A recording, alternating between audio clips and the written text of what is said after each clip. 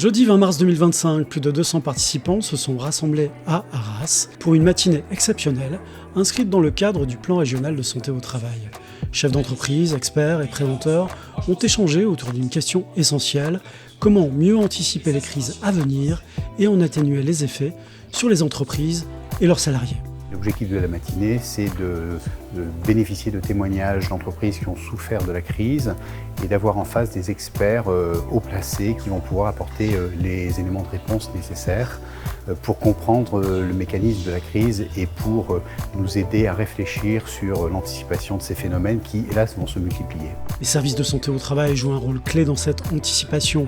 Christophe Génaud, directeur de l'Astil 62, a souligné leur contribution essentielle pour aider les entreprises à se préparer. Quand on parle de crise, on parle souvent de la période de l'urgence. Les services de prévention ne sont pas des services qui sont inscrits dans l'urgence.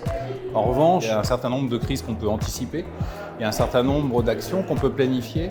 Et puis il y a l'élément humain, prendre soin des équipes, tenir compte des conditions dégradées de travail.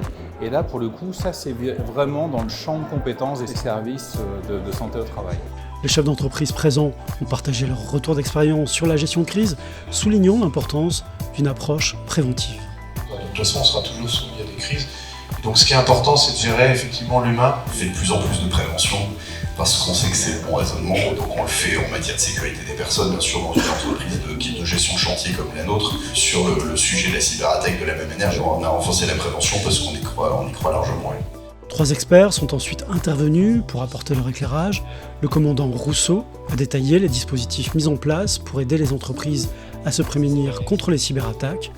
Le professeur Goffard a rappelé que les pandémies ne sont pas de simples événements exceptionnels, mais des phénomènes récurrents qu'il est essentiel d'anticiper. Enfin, Élodie Gentina, experte de la génération Z, a analysé les nouvelles attentes des jeunes actifs et les défis qu'elles posent aux recruteurs. Un premier rendez-vous réussi qui ouvre la voie à de nouvelles initiatives. Prochain temps fort le 30 septembre pour prolonger ces échanges.